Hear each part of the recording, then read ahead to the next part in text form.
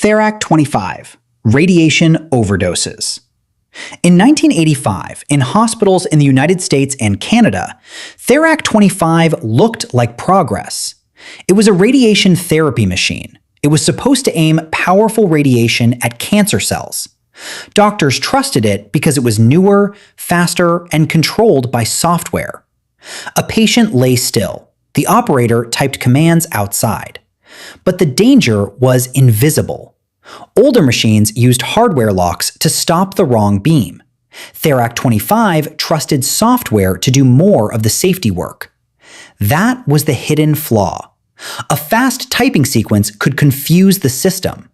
The screen did not show disaster. It showed errors that looked routine. Then patients felt burning. In several cases, patients knew something was wrong before the machine did. Investigators later found software race conditions and missing safety checks. The machine was not evil. It was wrong. The machine was built to fight cancer. Then the software became the danger. Boeing 737 MAX, MCAS. On October 29, 2018, Lion Air Flight 610 left Jakarta, Indonesia in a Boeing 737 MAX. The plane was new. One automated system, called MCAS, was supposed to push the nose down if the aircraft seemed to be climbing too sharply.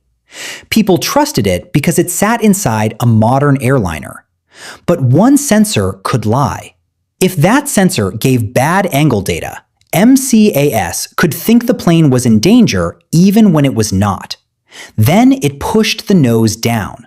The pilots pulled up. The machine pushed down again. For minutes, the cockpit became a fight between humans and software. Then the aircraft crashed. Then, on March 10, 2019, Ethiopian Airlines Flight 302 crashed after takeoff from Addis Ababa. In total, 346 people were killed. The 737 MAX was grounded worldwide. Investigations pointed to bad sensor data, design choices, training gaps, and ignored warnings. The plane did not fall because nobody was flying it. It fell because the machine thought it knew better. Patriot missile failure at Dhahran. On February 25, 1991, in Dhahran, Saudi Arabia, American soldiers were sleeping in a barracks during the Gulf War. Nearby, a Patriot missile battery was watching the sky. The system was supposed to detect incoming Iraqi Scud missiles and shoot them down. People trusted it because that was its job. But it had been running for too long. Inside the software, time was stored in a way that created a tiny rounding error. Alone, it was small. After about 100 hours, it built up. The system still looked like it was working. Then a Scud missile came in. The Patriot looked in the wrong place at the wrong moment. The missile was real, but the machine's timing had drifted. The Scud hit the barracks and killed 28 American soldiers.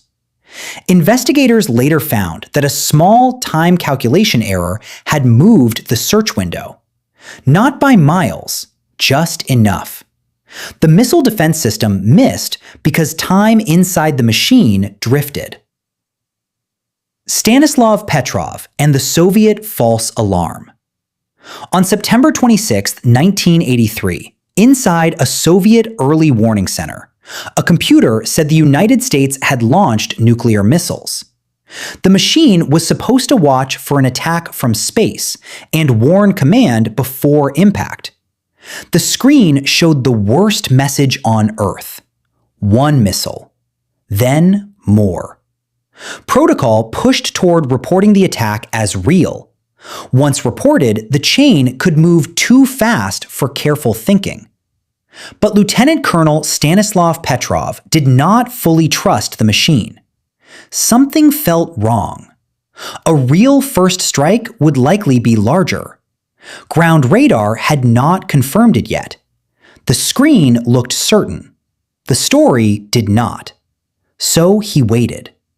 The warning was false. The satellite system had mistaken sunlight reflecting off high clouds for missile launches. The world survived because one man did not believe the screen. Air France Flight 447.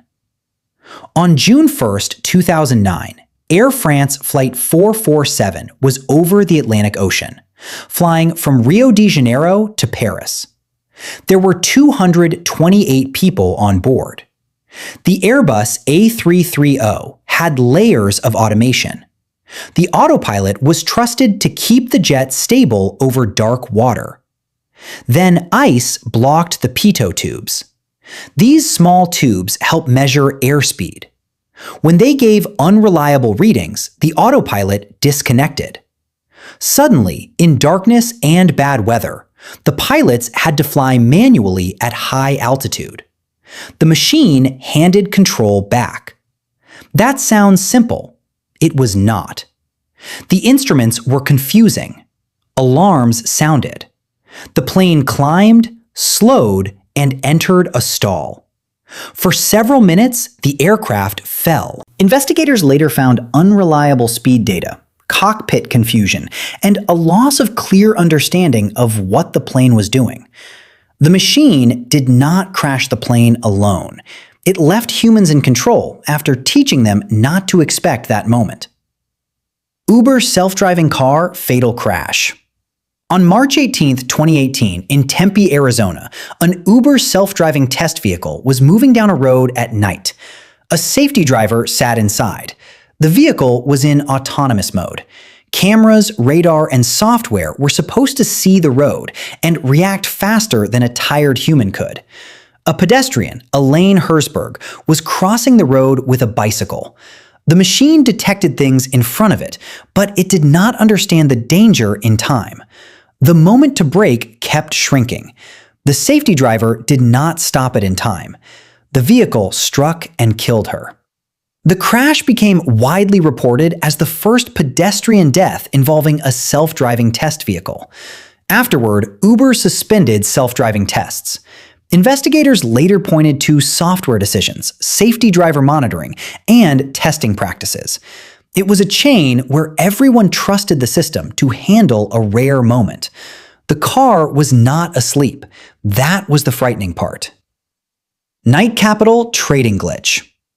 On August 1, 2012, in the United States, Night Capital was one of the biggest trading firms in the market. Its machines were supposed to buy and sell stocks in fractions of a second. People trusted the system because speed was the business.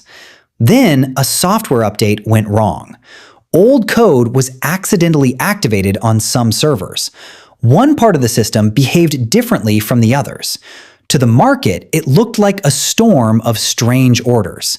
The algorithm began sending huge numbers of unintended trades.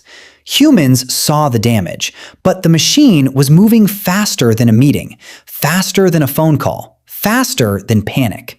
In about 45 minutes, Night Capital lost around $440 million. Investigators later showed deployment mistakes, old code, and weak controls.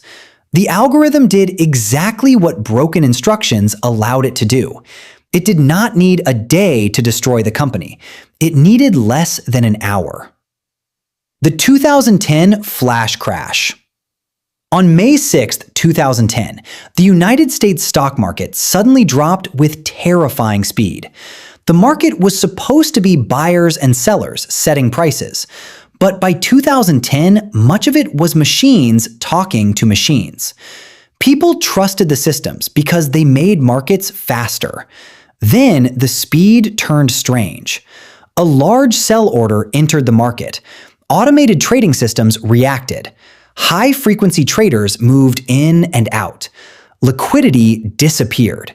Prices began falling faster than humans could understand.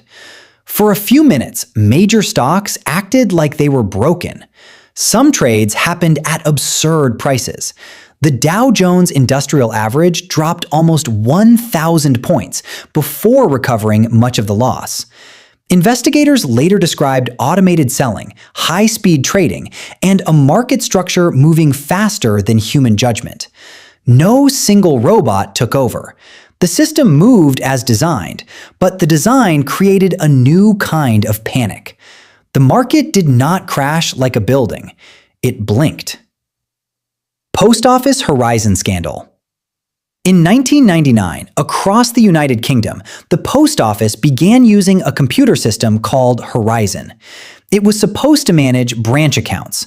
Sub-postmasters used it to record money coming in and money going out. The machine was trusted because accounting feels mathematical. If the computer said money was missing, the number looked like proof. Then branches started showing shortfalls.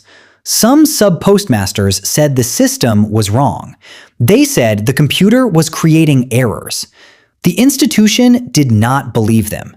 People were accused of stealing. Some were prosecuted. Some lost homes, businesses, reputations, and years of life.